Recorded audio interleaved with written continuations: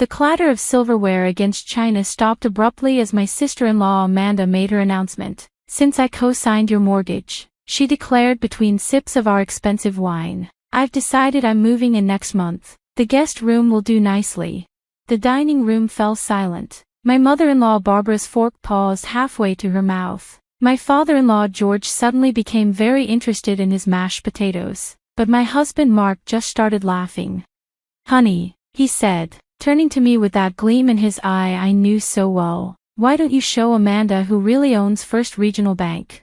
I reached for my purse, enjoying the confused look on Amanda's face. "You mean this First Regional Bank?" I asked innocently, sliding my business card across the table. "The one where I'm the majority owner and CEO."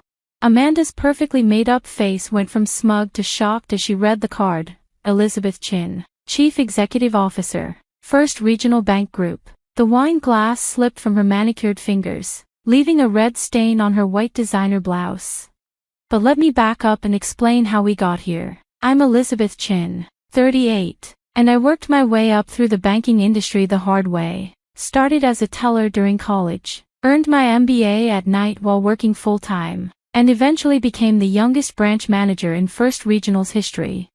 10 years ago, when the bank's founding family was looking to sell, I put together an investment group and orchestrated a buyout. It wasn't easy, banking is still very much an old boys club, but I had vision and determination. Now First Regional is one of the most successful regional banks in the state.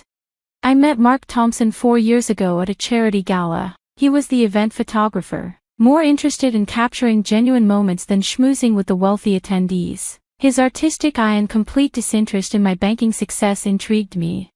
Most people, when they find out what I do, immediately start pitching business ideas or asking about loans. I told him on our first date, "You just asked about my favorite breakfast food." Mark grinned. "Well, knowing someone likes blueberry pancakes tells you more about their character than their job title." We fell in love quickly, but decided to keep our relationship private from his family at first. Mark came from a wealthy background, old money, but had chosen to pursue his passion for photography instead of joining the family investment firm. This had created tension, especially with his sister Amanda. "She's always been the perfect one," Mark explained. "Married rich, lives in the right neighborhood, belongs to the right clubs. She can't understand why I'm just a photographer." I understood his reluctance to introduce me as a bank CEO. He wanted his family to know me as a person first, not a business connection. So when we started marriage planning, I was just Elizabeth who works in banking.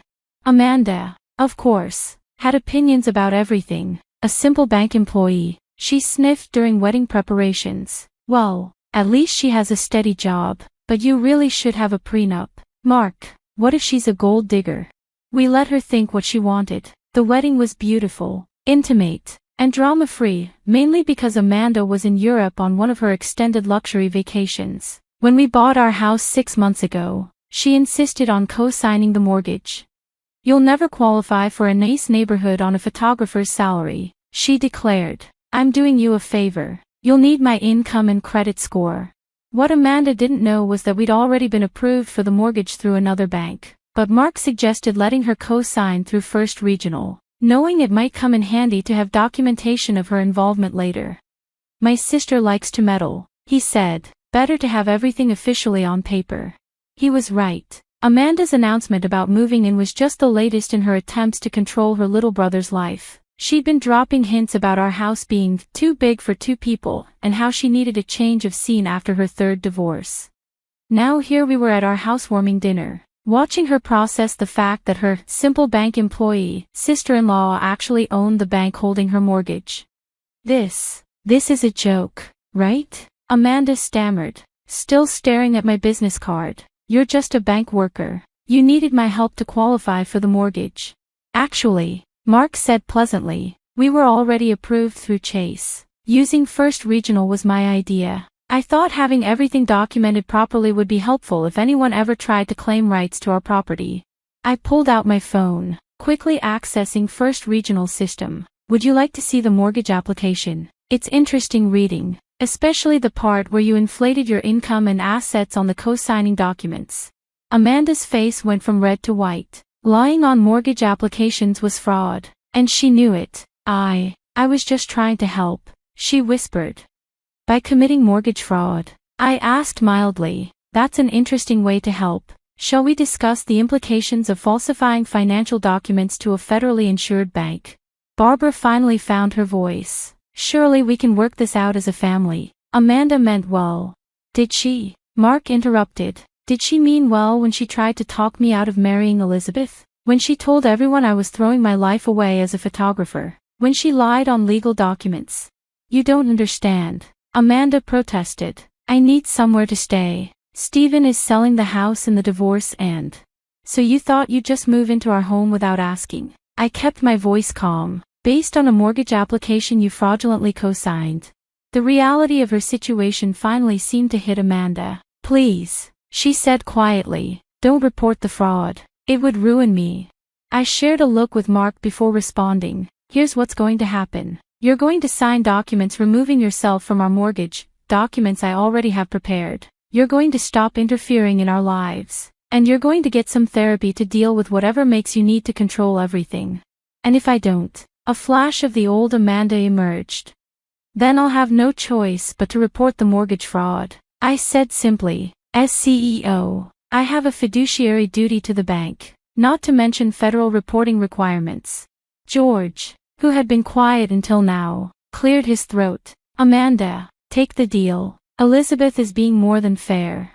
Amanda looked around the table, realizing she had no allies in this fight. Fine, she said stiffly. I'll sign whatever you want, but I still think. No, Mark cut her off. You don't get to think anything about our lives anymore. That's the point. I retrieved the papers from my home office. I'd had them prepared just in case, and watched as Amanda signed away her supposed claim to our home. Her hands shook slightly, but her signature was clear.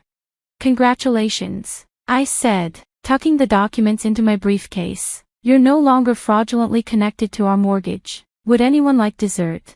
The aftermath of that dinner was both better and worse than we expected. Amanda, humbled by the exposure of her fraud and the realization that I wasn't the simple bank worker she'd assumed, retreated to a luxury spa to process her trauma. Barbara and George, however, had some serious conversations with Mark about their past treatment of his career choices. We should have supported your photography, Barbara admitted during a follow-up dinner, especially seeing how successful you've become. We had different expectations. Like Amanda's expectations about controlling my life, Mark asked pointedly. We enabled her behavior, George acknowledged, always making excuses, always letting her meddle. It wasn't fair to you. The family dynamics shifted after that night. Amanda's attempts to manipulate situations were met with firm boundaries from her parents. Her financial power plays lost their impact once everyone knew she'd been caught in mortgage fraud. Mark's photography career continued to flourish. He'd built a reputation for capturing genuine emotions in his images, particularly at weddings and other family events. The irony of documenting happy families while dealing with his own family drama wasn't lost on him.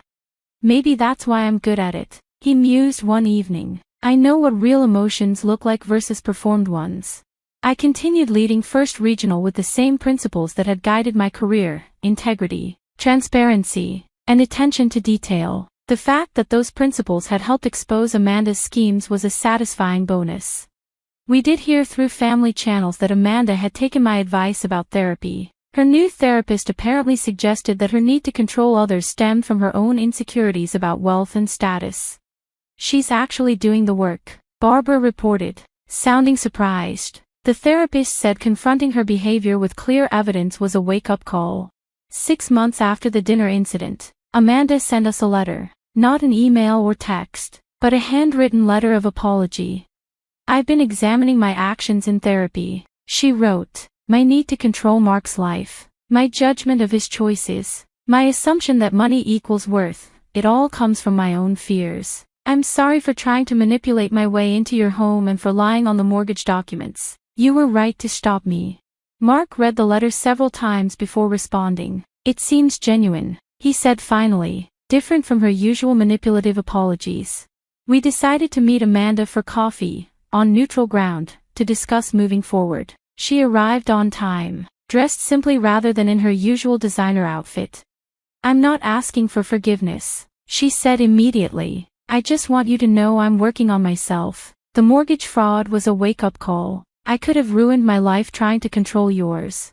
"Why did you do it?" I asked. "The fraud. I mean, you must have known it was risky." Amanda sighed. "Honestly, I was desperate. My third divorce was destroying my image of perfect success. I thought if I could move in with you, I could pretend it was my choice to help my brother rather than admit my life was falling apart." Her honesty was refreshing. We didn't become best friends after that conversation, but we did establish a healthier relationship based on truth rather than manipulation. The experience changed how First Regional handled mortgage applications too. I implemented stricter verification procedures for co-signers, knowing firsthand how family dynamics could lead to fraud attempts.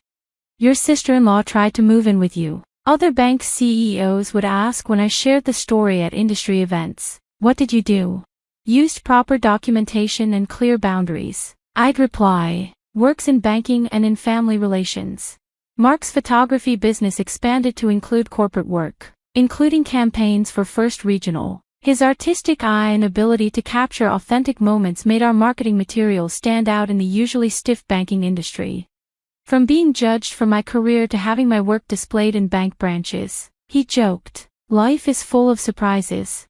Amanda eventually bought her own small condo, with a properly documented mortgage from another bank. She sent us a copy of the approval letter with a note, "Did it right this time. No fraud needed." Our house became a true home, free from the shadow of Amanda's attempted takeover. We hosted family dinners where conversations were genuine rather than performances of status and success. Barbara and George, seeing how their enabling of Amanda had affected the family, made efforts to treat their children's choices with equal respect. They even hung some of Mark's photographs in their formal living room alongside the traditional family portraits. The business card that shocked Amanda that night sits framed in my office, a reminder that sometimes the best way to handle manipulation is with calm revelation of truth. Next to it is one of Mark's photographs, a candid shot of me at my desk, completely absorbed in work. "That's my favorite image of you," he told me. "The powerful CEO who uses her position to protect what matters, not to dominate others." First Regional continued to grow under my leadership, but with a deeper understanding of how family dynamics can impact financial decisions. We developed special training for loan officers about recognizing signs of manipulation or fraud in family co-signing situations. Amanda's attempted move-in became a teaching moment in more ways than one. She learned about boundaries and consequences. Her parents learned about enabling behavior. Mark felt validated in his career choices, and I learned that sometimes being underestimated can work to your advantage. During last year's holiday gathering, a more relaxed affair than previous years, Amanda actually made jokes about her past behavior. "Remember when I thought I could just declare myself your roommate?" she said, shaking her head. "Thank goodness you had that business card ready. Thank goodness you had the capacity to learn from it," I replied.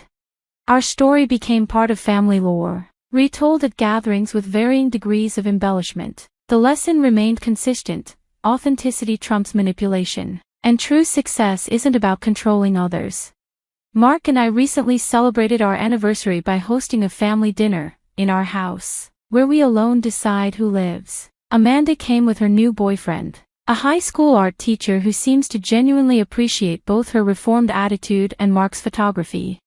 "Nice to meet someone who values creativity," Mark said, showing him his studio. "Nice to be valued for myself rather than my financial status," the boyfriend replied, with a knowing look at Amanda. She blushed but didn't defend her past behavior. Progress comes in many forms. The mortgage papers Amanda signed that night are secured in our bank vault, though we've never needed to reference them. Her therapy and self-reflection proved more effective than any legal threat. First Regional success continues to grow, built on the same principles that helped me handle Amanda's scheme: transparency, integrity, and clear documentation. My business card still opens doors, but now it's known for representing ethical banking rather than just authority. Mark's photography studio takes up the space that would have been Amanda's bedroom. The irony isn't lost on any of us. Where she once tried to insert herself into our lives, art and creativity now flourish. Our home remains our sanctuary, strengthened by the boundaries we established that night. The wine stain on the dining room chair, from Amanda's dropped glass, has faded to a barely visible mark, like the memory of her attempted takeover. Family gatherings are different now, less about performance and status, more about genuine connection. Even Amanda seems more relaxed, having let go of her need to control everything and everyone. The lesson wasn't just about property rights or banking authority, it was about the power of standing firm in your truth, about facing manipulation with facts rather than drama. Every so often, someone at First Regional will ask about the CEO who caught her sister-in-law committing mortgage fraud. I always tell them the same thing: the real story isn't about catching fraud, it's about helping someone choose a better path. Because sometimes the biggest power move isn't in wielding authority, it's in using that authority to create positive change, even if it starts with a business card and a shocked sister-in-law.